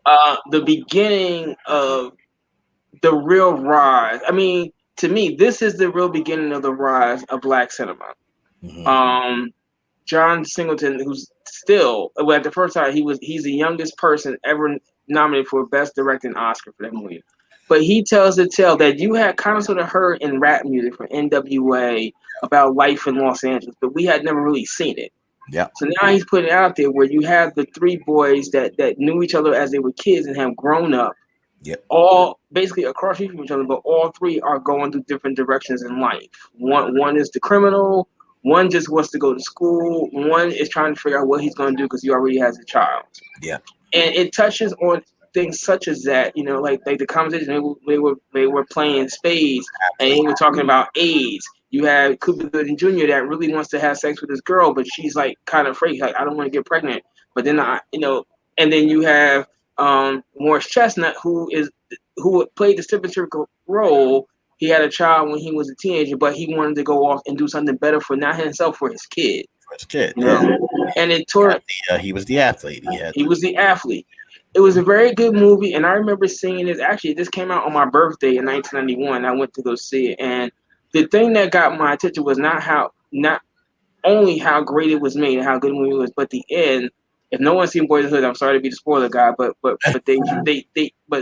shame if you ever seen it. The people that killed Ice Cube's brother Ricky, yeah. he guns them down. And I remember when they originally shot them in the drive-by, everybody started clapping in the theater. You know, that to me that was when it was being looked at more than just a movie about black kids. That it was just a movie. Because that's the kind of appreciation you get for like I said, Fatal Attraction. When Glenn Close gets killed, people started clapping for it. It's rare that it's always like when we see the people that cause us pain in movies and they get their demise, we kind of like, yeah, you finally got it. Yeah. And that was the part that really got my attention. Oh, wow. But as I said, over the course of that, then you had Boys in the Hood, then you had then comes Menace to Society, right. And to a degree Friday, and there's a whole bunch of other movies that people never really saw, like Hanging with the Homeboys, yeah. You know, South Central. I think it was called Straight Outta Brooklyn. They did Matty Rich did Straight Outta Brooklyn. Matty Rich. You know, another girl from the IRT. A bunch of other movies that were these. A lot of different like hood, like repping your hood movies, or right. That show what life was like, what life was really like. That particular hood. Then you had all of those things, Rosewood, all of those. Juice. So Juice, yeah, which actually is on my list when I get to it. Also, I wanted to point out that, like you said, I like how you said they kind of took songs, and what does he say? He said somebody's aroused transmission is breaking up a little bit. That's what it is. Yeah, that's what Joseph said. Thank you, Joseph. I appreciate that. It was breaking up a little bit. Okay, so you did mention, Ralph, that he kind of took what we were hearing in gangsta songs and made it visual. Yes, he did. Which hence this is the name, Boys in the Hood. That was one of the first songs that, ironically, one of the first songs that NWA came out with. The NWA. Boys in the Hood. Yeah, you know what I'm saying? So that's pretty cool. That's a good point that you made, because that's pretty much what he did. He took a hip hop, lifestyle and put it on screen. That's cool. So okay, so now let's get to your next one, number 4. Now my fourth one. Now the last two movies I had to debate about them because I happened to see someone make a post and I started really thinking about it when I started talking about black movies.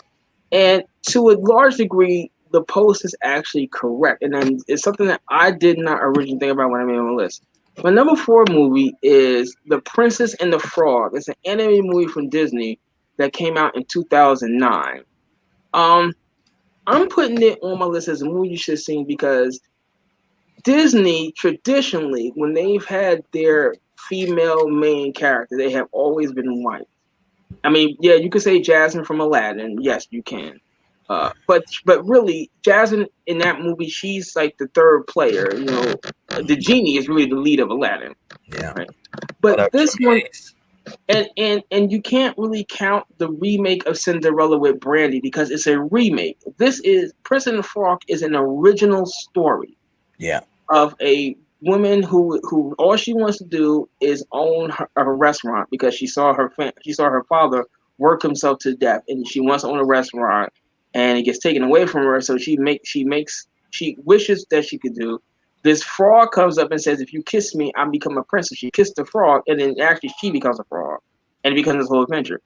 But that character is considered by Disney one of their princesses. Like they actually have someone dressed as her walking around Walt Disneyland and Walt Disney World. Yeah. And she's also in Wreck-It Ralph too. Played by Anika Noni Rose, who is very, very sexy, very cute girl, right? And it was something that me growing up at that point in time, I was already grown, but a lot of women had never seen a black woman represented in a Disney, and I'm still saying that, in a Disney movie. Right. You know, yes, you always had Cinderella and Little Mermaid and Snow White and Sleeping Beauty, but you never saw a black woman represented like that in a Disney movie. So, on that standpoint alone, it deserves to be a movie that you should see. I mean, don't get me wrong, despite me telling you that you should see it, is a very good movie. Very good movie. Very quality made. It's a Disney movie through and through. It's not like a toss away project. It is a real Disney movie. Yeah. Oh yeah. And she's a real Disney princess. Real Disney princess. Okay, cool. So what's your last one? Now the last one is actually what really started this whole thing when we thinking like to include this, because I never thought about it. But like I said, I saw an article and it shouted this movie out, and I had to think about it, and I was like, you know what? I think so. So my last choice for this week is Spider-Man Into the Spider-Universe from 2018. Yeah. We had already seen Spider-Man, but at this point in time, in 2 different incarnations, Tobey Maguire and Andrew Garfield. But they always played the Peter Parker role. Now you bring in the black character, Miles Morales into this world. And when I first, now this is one of the few movies I've seen in the movie theater more than once. Nowadays, I don't want to see movies in the movie theater. I might see it twice if it's really, really good. I think I've seen this in the movie theater 3 times, and I own the Blu-ray. It is just such a great movie. It's not about a black Spider-Man. It is just a good Spider-Man movie. Who, in this case, Spider-Man happens to be black.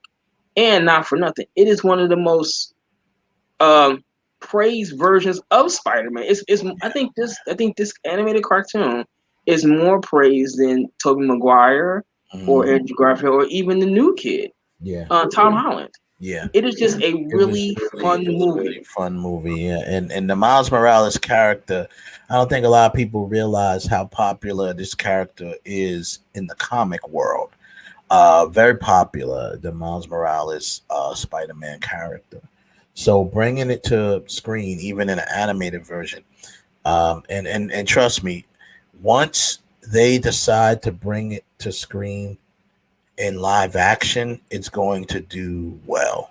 Yeah, I believe that. I believe it's going to do just as well. Yeah. And even now, there's a new, for the PS5 just came out. What, November? What's the big game talking about Spider-Man? Because it's Miles Morales. Well, now you can actually be Miles Morales. Yeah. Where for all these other incarnations of Spider-Man, it was always Peter Parker. Whether it was a live action movie, animated cartoons, it was always Peter Parker. Now you have another one who's younger than Peter Parker, a little more cautious because he's still not understanding his power, at least in the movie. He's still not understanding what he can do, what he can't do, right?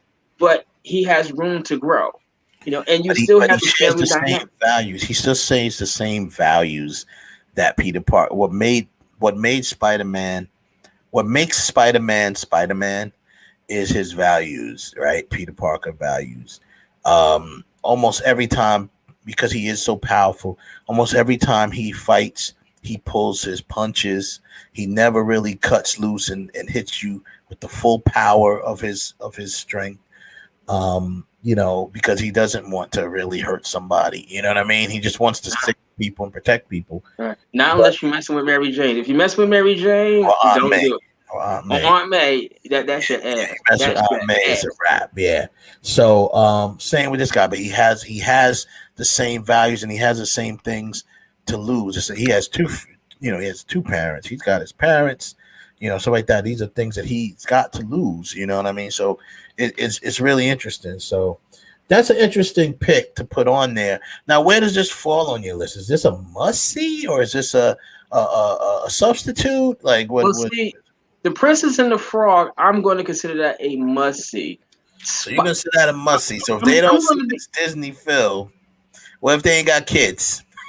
I don't have kids, but I've seen it. I actually own the movie, so that's no issue. If they see this Disney film, so if you don't have kids, you probably got black card.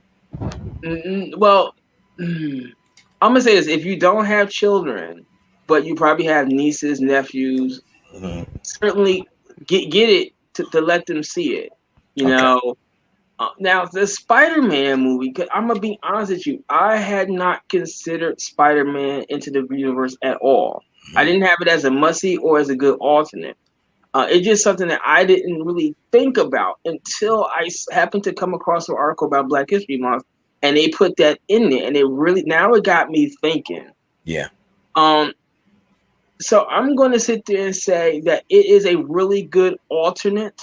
That if you did not see it, if you are a comic book fan and you've never seen it, then your comic book card needs to be it doesn't need to be revoked. It needs to be jacked. It needs to be jacked. Yeah. If you would see it, you're a comic book fan. That's not good. That's not good. Exactly. That is not good. But if you just want to, and the funny thing is that when I travel around and I stay at people's houses, like when I go to, I have a friend of mine, when I go to LA, I stay at her house, right? Yeah. Now she has that in her DVD collection, Spider-Man Into the Spider-Verse, and she watches it. Yeah. And does not have children. Oh yeah, no, that was a good film. Right. It is certainly one of those movies that I think at this point in time, it wouldn't be a bad idea to have that into your collection, because we all like myself. A lot of times when I'm cleaning up the house, I had to put a movie in. Like regular TV, I gotta put a movie in. But when I put Spider-Man's universe in there, even if I'm cleaning up, at some point I'm sitting there and I'm stopping cleaning. I'm sitting there watching this movie, and I'm once again, even though I've seen it a bunch of times, I'm always amazed at how good it actually is. It's not the fact that it's not an underrated movie, because it was very well received. Well, it was well written film. But I just feel it is a very underrated movie. Like that. If you want it, well written, good animation in it. It was a good film. And if you want to, it's not a film. It's not even a film just like for kids. No, it's not. Anyone. This is adults. Anybody can watch this film. And like it's a great introduction to people into superhero movies. It is a great introduction film. Yeah. I agree with you there. So before I go into my list, I'm going to shout out some of the chat room people. They've been dropping some things in their list. Heaven Hollywood, shout out. He said Coolie High, Roots, Boys in the Hood, Friday, Car Wash. But then he also said he wanted to take off Car Wash and put in The Wiz. Right. We talked about The Wiz last week. We did Coolie High. Right. Did Friday. We did. Yeah, we pretty much we put all of them on there. So you're right in line with us, Heaven Hollywood. Joseph threw a list in there. Let's see where I just had it up there too. And okay, Joseph's list was Rosewood, Glory, Hoodlum, The Golden Child, interesting, and Superfly. Now, Joseph, I got you. You can leave out That 2018. 2018 version. That one got to go. 72. But 72, right on Yeah. point. You're right on point with that one, Joseph. Superfly, directed by Gordon Parks Jr. We talked about Gordon Parks last week. He directed the Shaft and so yeah, all right, that's what's up. And Jimmy Ace. I'm sorry, but Superfly should not be walking around in skinny jeans. He just can't. You just can't. Like, I would not take this guy seriously. Like, really. This is something for another show. We'll talk about it, but he brought this up to me before as a good potential another list show. Jimmy Ace says, "Hey, we get a chance. Let's do the top 5 movie scenes that either made you cry or turn away because it was too dramatic." That's pretty interesting. Wow, that made you cry. Made you cry. That's good. I definitely got 5 with no problem. That made me cry. I have a sentimental but I'm gonna say only 2 that if you ask me that question right this second, I'm gonna say Spock dying in Star Trek 2 and Coffee in the Green Mile. Those 2 scenes. Those 2 Green scenes. Mile was one of the ones I was considering. Also for me, I'm sorry, man. I was you just mentioned it. Cooley High, man. Cochise died. That's just like Lauren Hill said. Seeing Cooley High, cried when Cochise died. Spoiler alert, people. So that one, Ghost had me tearing up. Ghost was pretty. Yeah, the end of Ghost when she says his name and you think that she died too. Yeah, that Yeah. whole thing right there, and her finally saying, him finally saying to her that he loves her, that he never actually said it. Like, that was nice. And she says ditto. So yeah, there's a few of them. I got a few of them. So I'm gonna come with a list. I know another one. I'm gonna say, when Logan dies in Logan, when Wolverine dies, when he's really dead. Yeah. Like, I was like, damn. Damn, son. There's a couple of them for me. I'm gonna run them down though. I'm gonna have to give James. I'm gonna give that some thought, man. I give some thought. You have to dig in the crates and be like, hey, yeah. I didn't cry when Freddy Krueger died. I didn't cry when he was really gone. Maybe I got a little sad when Nancy died. When he actually really killed Nancy. Like, nah, man. But I didn't get sad, but no horror films made me sad with cry. I felt sad. I felt bad for Carrie, but I didn't, cry. I ain't got no words for Carrie. I got no words for Carrie. We know. All right. So let me just run mine down real quick. So I'm gonna start with we're gonna start it off right. We Do the Right Thing.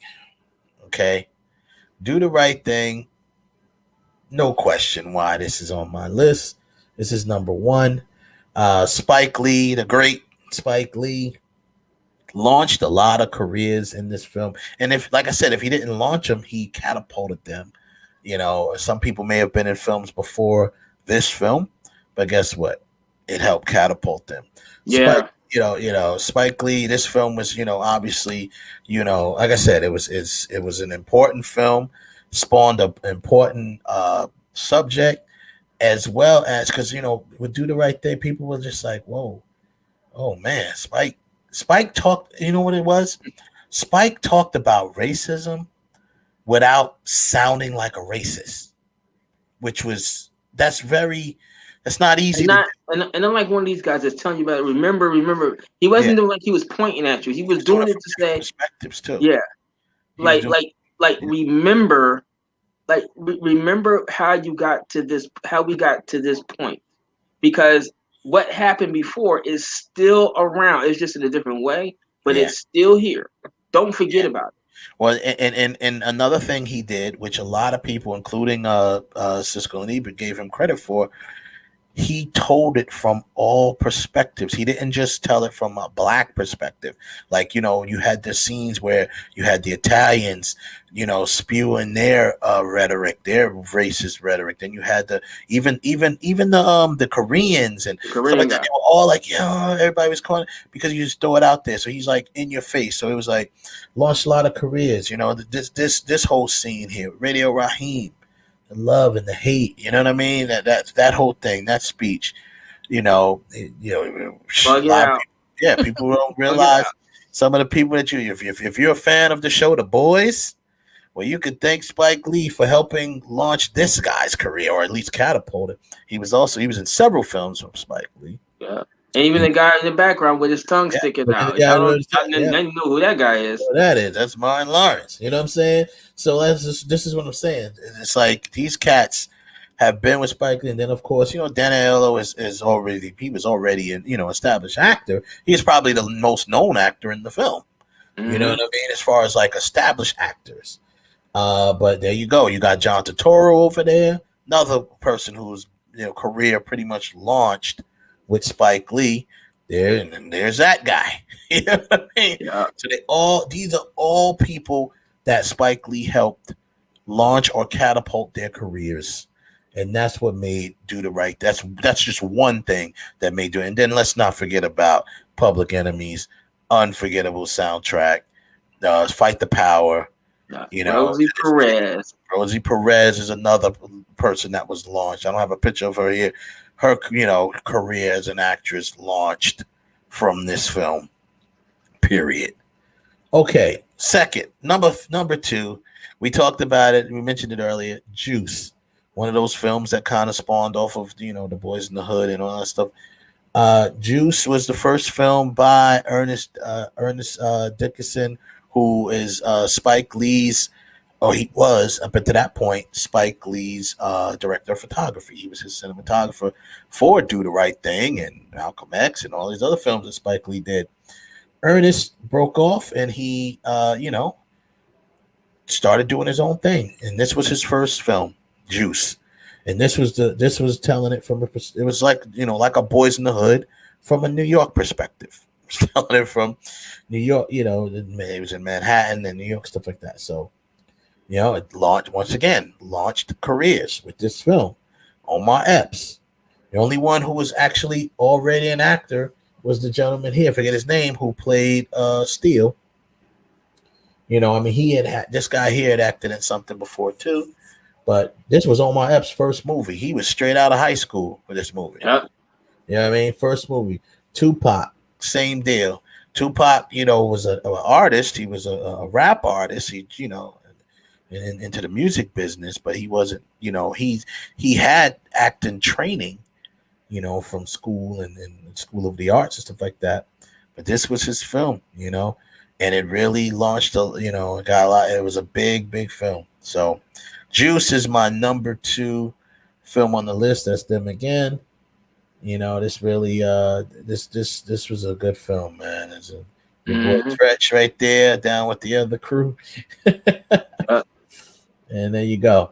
All right, number 3. We talked about this as well. Another one that's kind of like a son of the Boys in the Hood. Menace to Society. Same type of deal, like you said, Ralph. You kind of covered it with your spiel on Boys in the Hood.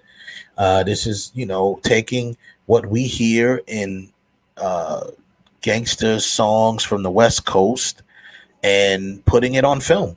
And that's what they did with this film. Old Dog, man. The American Nightmare. America's Nightmare. Young, black, and just don't give a F. That's what this guy. That's exactly what he said. America's Nightmare. Young, black, and don't give a.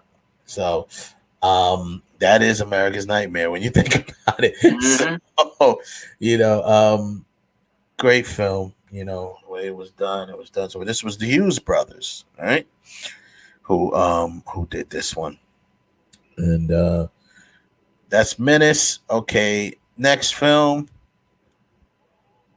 I mentioned it last week. I mentioned it, but I didn't put it on my list. The 5 Heartbeats. Oh yeah, man. The 5 Heartbeats. What can we say about the 5 Heartbeats? there is. I'm gonna be honest. There is never not enough to say about the 5 Heartbeats. Yeah, that movie just to this day, it just hits you so differently, than what you thought it was. It truly is, in my opinion, an epic. I mean, we had. I mean, the idea that it's a fictionalized. First of all, it's a fictionalized group. That was the biggest thing. Like the Five Heartbeats did not actually exist, but you actually thought they really did. They were, yeah. You felt like they did, and you like the scenes that they were like a combination of. I mean, now remember the group, the Dells, actually were the ones that did the music, that did the singing. Okay, the group, the Dells, and I did hear it or read somewhere that the Dells, this was like has some, it was loosely based on them, but it wasn't really about them. But he got some ideas for the movie about from the Dells, right? So the Dells actually were the ones that did the soundtrack, the singing. They did the voices. Yeah, the thing about this, man, this film, like you said, is so much in this film, man. It was so well done. Robert Townsend, of course. I told you I had the pleasure of meeting him at the American Black Film Festival in 2009, and we chatted for about 45 minutes. At some party or whatever, and he was telling me about all different things he went through doing the Five Heartbeats. And one of my favorite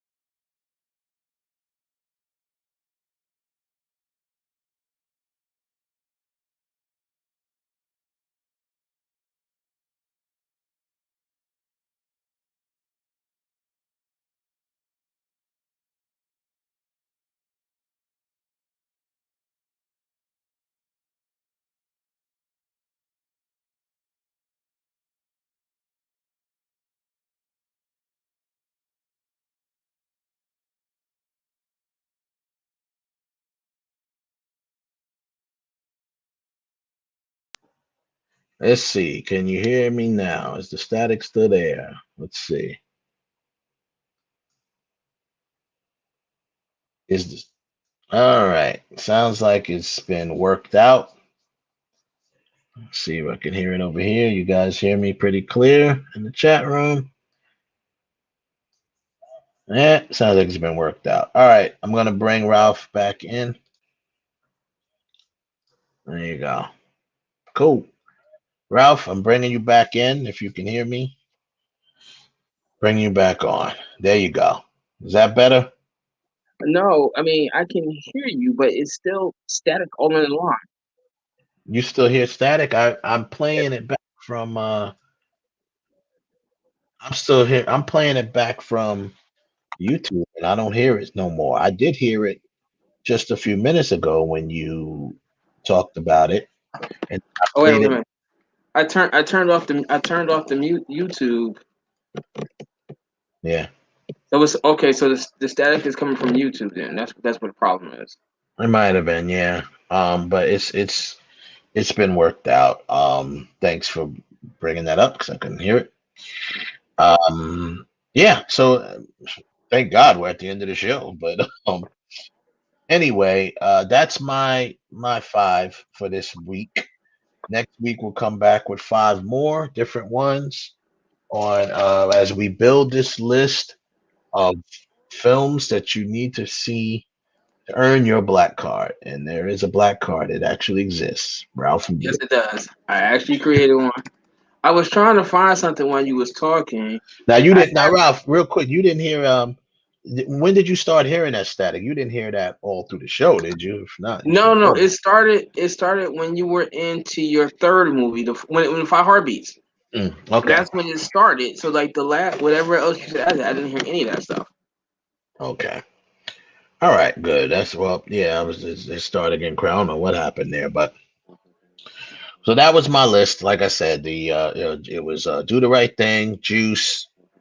It was Minister Society, The 5 Heartbeats, and Black Panther. Of course, Black Panther is an important film to go see. Film that was depicting. I mean, now a lot of people would try to. That's like it's one of the first. It's not one of the first films. I mean, like we said, Eddie Murphy, the one you said, Coming to America, depicted black African people in royalty and all types. You know what I mean? So they did it first. But Black Panther had that too. Had everybody running. People were running with getting their dashikis Exactly. Go They see were Black walking Panther. into the movie like they were cosplaying to get into the movie. It was an incredible experience. It was a great experience. One of the best ones of my movie experience lifetime. Like I've going to see that film in the theaters was not just, like you said, it was an experience. They made it. People made it an experience. So that's what's up. Next week we will we'll continue our list and go from there. I'm working on another guest. Hopefully I'll have one so we can kind of keep that going, with the guests. Once again, you guys go out and check out the lovely ladies of Just Spyce. Their show hasn't launched yet. I think they said they'll be launching it next week. They're going to keep us posted. And yeah, we kind of threw the pressure on them, but yeah, maybe they'll have us on the show as guests.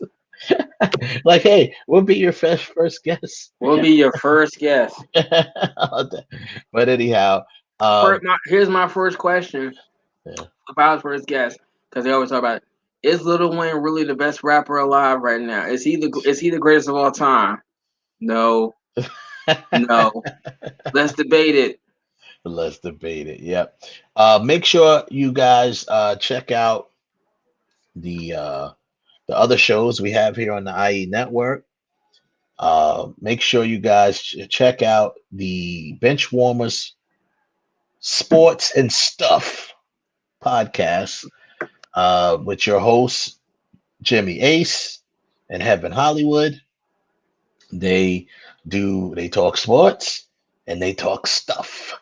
So hey Jimmy, if you're still, I got at the base on yesterday. All right. Does should Max Kellerman stop dick riding for Mahomes? Well, he has to. He I think he's actually finally come out and had, him and the other dude. What's the other guy's name? He is a big, because he actually was supposedly a Kansas City fan. I can't think of his name right now, but he is just like, they're all beside themselves right now. Tom Brady, once again, he's proven again that he's the GOAT.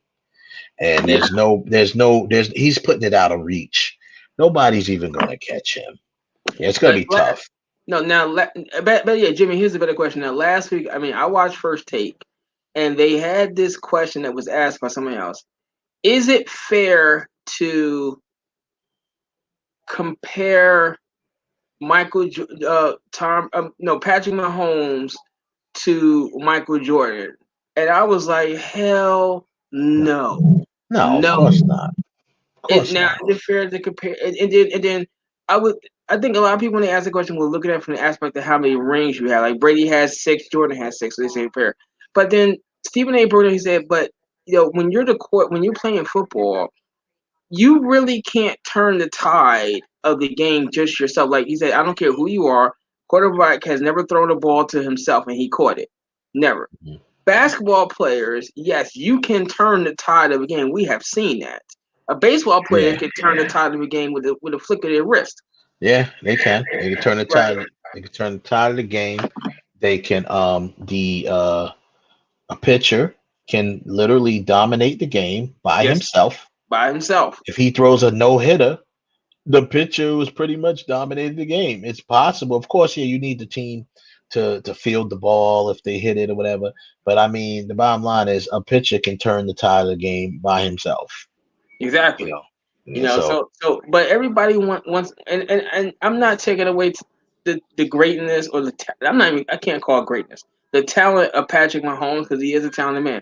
But he hasn't been long enough to be put into any conversations about greatest of all time.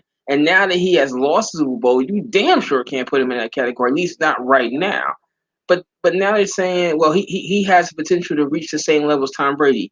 That means he's got to go out there and he's got to win 6 Super Bowls. No, he's not going to do that. I don't give a damn if he wins 2 more.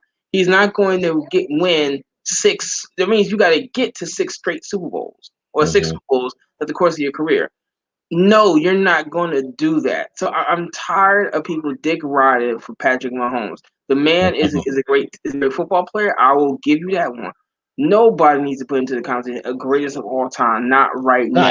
After 3 years, no. I mean, now, like I said, this is his. All right, so he's been starting for 3 years. He's been in 2 Super Bowls and just missed one with a championship game, which is good. Good resume so far. Good start. The kid is full of talent.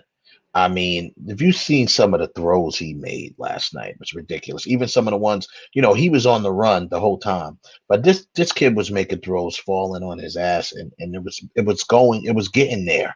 Like they were actually legitimate throws that was like, so but yeah, no, I mean people just love to, like you said, they love to compare the next person, the next distance. That calm down. He's definitely on his way. And he is, other than Tom Brady, he is one of the best quarterbacks in the NFL right now, as far as just pure talent and raw skill. He's one of the best quarterbacks. Not as far as legacy or anything like that. I'm just saying for pure skill, there are talent. He's one of the best there's a bunch quarterbacks. of other quarterbacks that I would also say Not a are great bunch. quarterbacks. Like Aaron Rodgers. No, I'm yeah, certainly but it's not a putting count. bunch. You want to say I Aaron mean, this is like a Rodgers? handful. You want to say Aaron Rodgers? You want to say Russell Wilson? Yeah, Wilson, Rodgers. It's only a few, really. It's not that many. Yeah, The I mean, other ones they're he's good like throwers, Drew but they're not. Brees, like Drew Drew Brees. I mean, Brees, yeah. he's still in that Wilson, category. Rodgers, Brees. Yeah, Wilson, Rodgers, Brees. That's pretty much it. Then and Brady, of course. I'm putting Brady on his own pedestal. Then you got Brady, then there's everyone else, right? Because Brady not only shows that he could still play with all these, because look what Brady went through. He went through Brees, Rodgers, and Mahomes. Mm-hmm. You know what I'm saying? He went through all of these guys that we just said. So, did he? Who beat Russell Wilson? Who beat them? I think they lost to like probably somebody else, but I think yeah, I think he lost to Brees. I think Seattle lost to. So that's my thing. So well, hopefully we can pose that question to Jimmy Ace tomorrow when he does his show, The Benchwarmers. Yeah, like I said, I'm just tired of every day Max, and maybe it's just Max Kellerman. Every day he's just like dick riding Mahomes. Mahomes is. I'm like, come on, God. Yeah, No. he needs to relax. He needs to stop. The other guy name is Nick something. Him as well. He's another one. But he's supposedly a Kansas City fan, so it doesn't give him a pass. But at least you know why Nick, whatever his name is, but he's that one who loves LeBron James as well. I mean, nothing wrong with that, but I'm just saying he just goes so hard for the people that he loved. It's just like, come on, bro.